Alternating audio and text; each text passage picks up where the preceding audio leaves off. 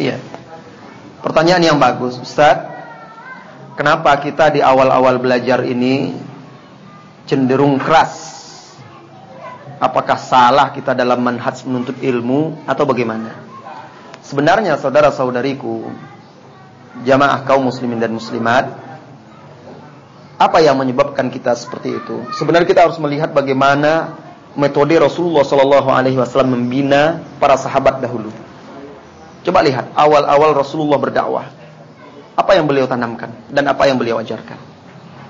Lihatlah di Mekah itu, yang beliau ajarkan kepada para sahabat kaum muslimin ketika itu, pertama tauhid, itu jelas, itu wajib, itu tidak bisa ditawar-menawar.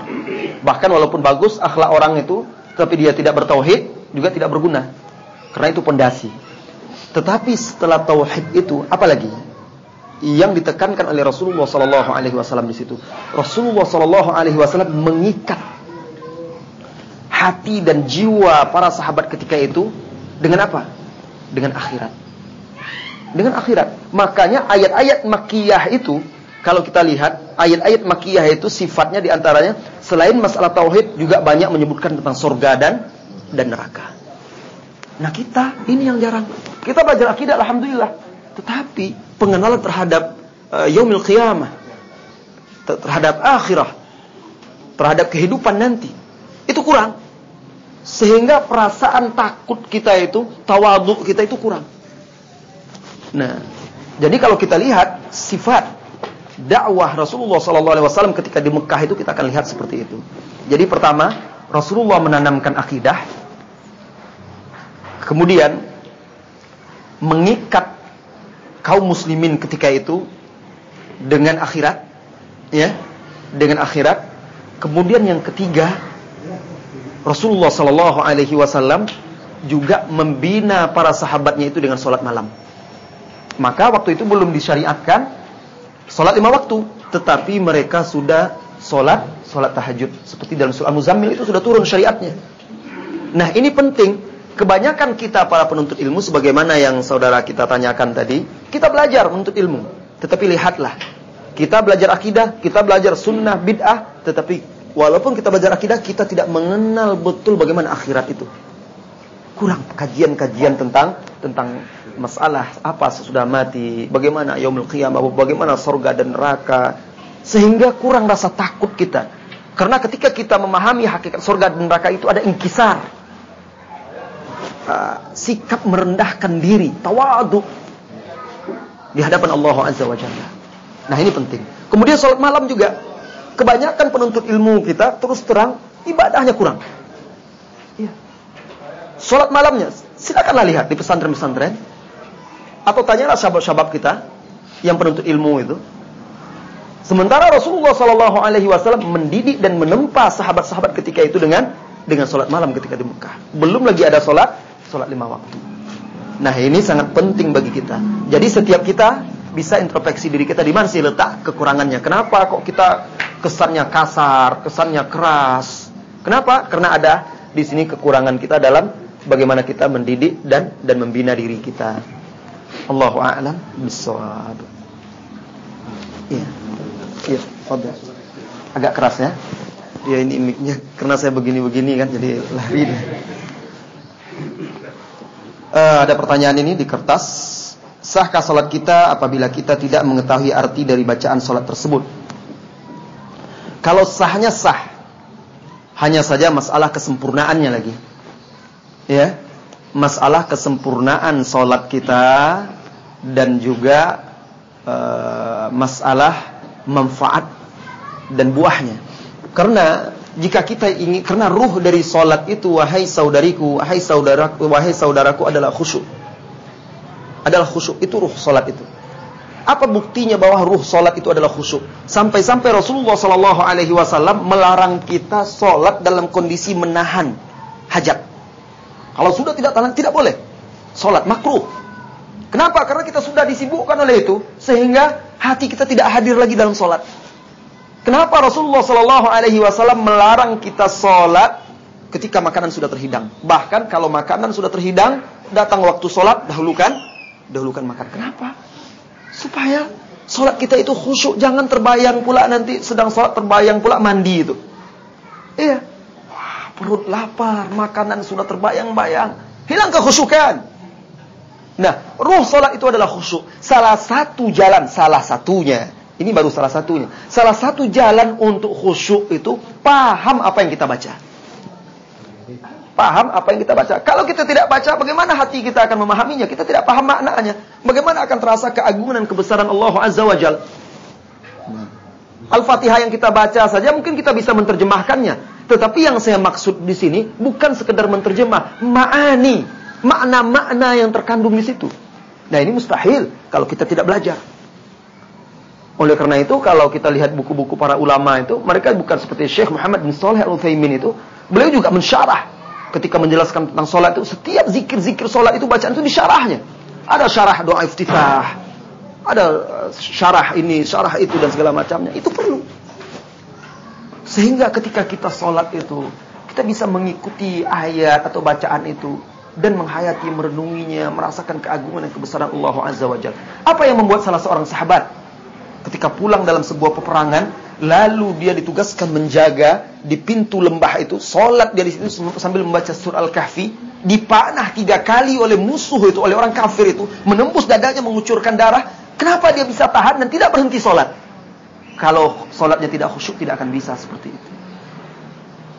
Ketika darah semakin deras mengucur, teringat dia kalau dia mati, siapa yang akan memberitahu kepada Rasulullah SAW dan kaum muslimin bahwa ada bahaya? Itu saja yang membuat dia segera memutus sholatnya. Kalau tidak, dia katakan kepada sahabat yang satu lagi, kalau bukan karena itu dia tidak akan mau menghentikan bacaan Al-Qur'annya ketika itu dalam sholat. Karena dia menikmati bacaan itu, paham maknanya. Jadi saudariku berusahalah untuk mempelajari makna-makna bacaan-bacaan sholat kita, khususnya zikir-zikirnya itu. Apa yang harus kita lakukan untuk memiliki akhlak yang baik? Memiliki akhlak yang baik tentunya dimulai dari akidah yang benar. Akidah yang benar, kemudian akhlak itu saudara-saudariku terbagi 2. Ada akhlak yang memang jibiliyah, bawaan dari lahir Allah anugerahkan kepada seseorang. Dan ada juga akhlak itu yang bisa didapat dengan belajar. Nah, di dalam Islam, oleh karena itu para ulama mengedepankan akhlak. Dalam salah satu manhaj menuntut ilmu, para ulama biasanya sebelum belajar usul-usul ilmu, belajar usulul hadis, belajar usulul fiqh dan belajar ilmu-ilmu itu, mereka mengajarkan dahulu adab-adab penuntut ilmu. Adab-adab penuntut ilmu itu, akhlak-akhlak mereka, adab terhadap Allah, adab terhadap Rasulullah SAW, adab terhadap diri dia sendiri, adab terhadap gurunya, adab terhadap orang tuanya, sahabat-sahabatnya dan masyarakatnya. Itu diajarkan dalam adab-adab menuntut ilmu itu. Oleh karena itu Syekh Muhammad bin Shalih Al-Utsaimin itu dulu rahimahullah taala ketika beliau hidup, beliau di majelis beliau mengajarkan kitab Hilyatu Talibul Ilmi karangan Syekh Bakar Abu Zaid itu. Disyarahkannya. Karena pentingnya itu. Diajarkan kepada murid-muridnya. Kita mungkin mengira, adab itu sudah tahulah kita, sudah tahu. Ini ulama saja mengajarkan itu, tidak merasa rendah untuk mengajarkan itu. Diajarkan itu kepada muridnya. Oleh karena itu perlu nanti suatu ketika ada masa buat daurah tentang adab penuntut ilmu. Itu penting. Nah, baca kitab tersebut, kitab Bakar Abu Zaid rahimahullahu taala tersebut. Adab terhadap diri dia, adab terhadap gurunya, adab terhadap masyarakatnya, keluarganya, adab terhadap ilmu itu sendiri. Ini sangat penting. Kebanyakan kita langsung belajar saja tanpa tahu adab-adab untuk menuntut ilmu. Maka terkadang dia tidak menghargai gurunya. Kalau bertanya pun terkadang dia bertanya merendahkan gurunya. Kadang berusaha mencari kesalahan gurunya. Kenapa? Karena dia tidak belajar adab. Nah, oleh karena itu ada istilah para ulama dahulu, utlubul adab qabla talab. Tuntutlah adab sebelum talab, sebelum menuntut ilmu. Didahulukan dengan adab itu sebelum menuntut ilmu. Karena kalau dia lebih dahulu menuntut ilmu tanpa belajar adab, itulah dia muncul orang-orang yang berilmu tetapi angkuh, sombong, egois, tidak memiliki akhlak. Maka itu penting diajarkan di tengah kita. Allahu a'lam bissawab. Bagaimana cara menunjukkan akhlak kepada anak-anak yang terpengaruh lingkungan? Apakah kita dibolehkan memukul, memarahi? Contoh, kita sudah mencontohkan sholat, tetapi dia melalaikan dan lain-lain. Apa doa yang paling baik untuk mendoakan anak-anak? Anak-anak kita biar diberikan hidayah di jalan yang lurus ini. Ibu, saudari wanita muslimah dan juga bapak-bapak semuanya yang semoga senantiasa dirahmati dan diberkahi oleh Allah Azza wa Jalla. Di setiap masa itu karakter dan tabiat manusia itu berbeda-beda. Karakter dan tabiat manusia itu berbeda-beda. Seorang pendidik termasuk orang tua itu harus bisa menggabungkan metode tarbiyah at-targhib wa at-tarhib. Dan itu metode Al-Quran, metode Rasulullah sallallahu alaihi wasallam, at-targhib wa at-tarhib. Jadi harus ditempatkan pada tempatnya. Kapan orang tua harus menggunakan targhib, motivasi, dorongan yang membuat dia yatashawwaq, merasa rindu dan termotivasi. Kapan pula orang tua harus menggunakan tarhib, ancaman. Al-Quran menggunakan dua metode ini dalam berdakwah, mengajarkan manusia. Rasulullah sallallahu alaihi wasallam begitu juga. Ada kalanya Rasulullah tegas, ada kalanya Rasulullah sallallahu alaihi wasallam lembut. Lihat contohnya. Suatu ketika seperti yang sudah kita ketahui juga, Rasulullah sallallahu alaihi wasallam dan para sahabat melihat seorang Arab Badui dalam hadis yang sahih diriwayatkan Bukhari itu dan Muslim, kencing di dalam masjid. Itu kemungkaran, kesalahan. Tetapi kenapa Rasulullah sallallahu alaihi wasallam di situ bersikap lembut? Karena orang ini tidak mengerti dan tidak paham. Dia orang yang tinggal jauh dari kota, dari ilmu. Orang yang seperti ini perlu dikasihi. Di lain waktu Rasulullah sallallahu alaihi wasallam melihat salah seorang sahabat memakai cincin emas. Rasulullah sallallahu alaihi wasallam bertindak tegas, langsung diambil oleh Rasulullah cincin itu, dicopot dan dicampakkan, dibuang. Kan keras itu. Di hadapan orang diambil oleh Rasulullah sallallahu alaihi wasallam, dibuang cincin emas itu. Sampai orang-orang berkata, ambil saja itu dan bisa dimanfaatkan cincin itu, walaupun tidak dipakai. Apa kata orang ini? Saya tidak akan ambil lagi sesuatu yang sudah dicampakkan oleh Rasulullah sallallahu alaihi wasallam. Kenapa Rasulullah bersikap tegas di situ? Karena kondisinya orang ini yang tinggal bersama beliau di tengah kaum muslimin yang seharusnya sudah paham. Ditegur oleh Rasulullah sallallahu alaihi wasallam dengan tegas. Nah, Rasulullah gabungkan itu. Nah, terhadap anak, apalagi kita harus bisa bersikap lembut. Khususnya anak-anak di zaman sekarang berbeda dengan anak-anak di zaman dahulu. Mungkin di zaman-zaman Abu Hakam dulu terhadap orang tua, karena harus informasi dahulu berbeda dengan sekarang, mungkin TV tidak seperti sekarang. Mungkin sedikit saja orang tua, kita anak-anak sekarang sudah takut. Anak-anak dulu kan sudah patuh, dia langsung patuh. Anak-anak sekarang tidak bisa. Mereka sudah banyak pengaruh lingkungan, arus informasi dan segala macam, membuat anak-anak itu terlalu cepat berkembang, tidak sesuai dengan level usianya. Sehingga terkadang anak itu cenderung bisa berkilah-kilah. Ada anak yang di hadapan orang tuanya baik, rupanya kaget orang tuanya di luar itu, rupanya dia obat-obatan ini. Padahal dia anak taat, di depan orang tuanya rajin sholat dan segala macam. Terkejut orang tuanya. Maka di sini orang di zaman sekarang ini saya lihat pendidikan anak-anak itu lebih membutuhkan kasih sayang, kelembutan, pemahaman dan suri tauladan daripada sikap yang keras. Walaupun dibolehkan memukul di dalam Islam untuk pendidikan, seperti hadis Rasulullah sallallahu alaihi wasallam, "Wadribuhum lil ashir." Pukul mereka di usia 10 tahun kalau tidak mau salat. Pukul di situ pun bukan berarti langsung pukul solusinya. Kalau kita renungkan itu, bapak-bapak, ibu-ibu, Rasulullah sallallahu alaihi wasallam mengatakan, "Alimu auladakum, muru auladakum bis salati lis sab'a." Perintahkan anak-anak kalian salat di umur 7 tahun. Wadribuhum lil ashir. Pukul di usia 10 tahun. Ada rentang waktu 3 tahun. Kalau dalam 3 tahun itu komitmen orang tua untuk mengajarkan, memerintahkan anaknya salat di usia 10 tahun, insya Allah tidak perlu dipukul lagi. 3 tahun itu terbiasa deh. Tapi terkadang kita, anak-anak kita kalau tidak bangun subuh, kita masih santai-santai saja. Tapi jangan coba kalau dia terlambat sekolah. Banyak orang tua di zaman sekarang, kalau anaknya terlambat bangun sekolah langsung, "Nak, cepat bangun, nanti terlambat." Kalau tidak mau juga diangkat, langsung dimandikan. Begitu kan? Tapi siapa yang berbuat sholat, menjaga sholat anaknya? Seperti itu. "Nak, bangun-bangun." Tidak mau anak diusahakan bangun supaya sholat. Biarlah, kasihan dia masih kecil, biarlah. Tapi kalau soal sekolah, tidak boleh ada tawar-menawar. Harus, nanti terlambat. Bangun cepat. Bangun, bahkan ditegur ini, itu, dan segala macamnya. Keras. Kenapa? Untuk sholat yang bahkan dalam sholat subuh itu, kalau dia anak itu dibawa sholat subuh ke masjid itu insya Allah dia berada dalam penjagaan Allah Subhanahu wa ta'ala sepanjang hari itu. Kenapa kita biarkan? Dia lelap dalam tidurnya, khawatir kita membangunkannya. Giliran untuk sekolah, giliran untuk hal-hal selain daripada itu, kita bisa bersikap tegas dan keras. Nah terkadang tindak tanduk seperti ini yang akhirnya membuat anak itu lalai. Intinya, mengajarkan anak sholat tadi, usahakan upaya lain. Dulu, jangan dahulu menggunakan kekerasan. Tetapi terus dengan hikmah, lembut, dicontohkan, diajak. Dan juga berusahalah melakukan pendekatan-pendekatan secara psikologis kepada anak tersebut. Nah, belum selesai ini. Sebentar. Adapun doa yang paling baik untuk mendoakan anak tersebut, yang paling baik doa itu adalah doa yang Anda ucapkan dari hati Anda. Karena tidak semua orang bisa nanti menghafal doa-doa berbahasa Arab, dan tidak ada doa khusus yang diberikan oleh Rasulullah SAW dalam hal ini. Doakan saja dengan bahasa kita.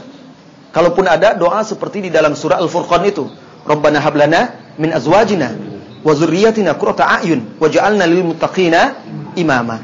Baca doa itu boleh, bagus. Tetapi kalau baca doa itu tidak paham maknanya, sekedar di lisan saja, itu percuma. Karena doa yang paling sempurna itu dan paling didengar oleh Allah Subhanahu wa ta'ala yang diucapkan dengan lisan dan hati kita itu betul-betul memohon, menghambakan diri dan membutuhkannya. Ya, meminta kepada Allah Azza wa Jalla. Silakan. Bagaimana tadi yang ditanyakan sama saudara saya ini, masalah kekerasan dalam dakwah ini Ustaz, yang baru-baru ini, yang pemuda-pemuda ini. Nah, termasuklah saya Ustaz. Saya sering ikut kajian di luar salaf. Saya dengar di kampung saya sering menjatuhkan dakwah salaf. Iya. Nah, apakah benar sekarang nggak cara saya ini Ustaz? Saya ancam dah dari dan menjatuhkan salaf itu sudah saya bikin pertanyaan dari rumah sudah. Sampai saya tanyakan suatu permasalahan dia tidak bisa jawab, dan guru saya jatuhkan di depan umum. Waktu saya ngaji itu juga saya dijatuhkan Ustaz. Ini sedikit-dikit nih kaum muslimin sekarang sedikit-dikit bid'ah, sedikit-dikit haram. Nah, termasuk saya yang di sana yang dijatuhkan salaf ini. Nah, jatuh saya di sana Ustaz, ditertawakan saya sama teman-teman yang lain. Iya. Nah, pas saya tanya pada waktu itu si ustaznya, dia nggak bisa jawab. Saya sudah merasa menjatuhkan dia di depan umum. Kalau gurunya aja, kiai ustaznya aja nggak bisa jawab, apalagi anak buah yang bisa ngaji ini. Maksud saya supaya jangan, apakah betul nggak cara saya itu Ustaz?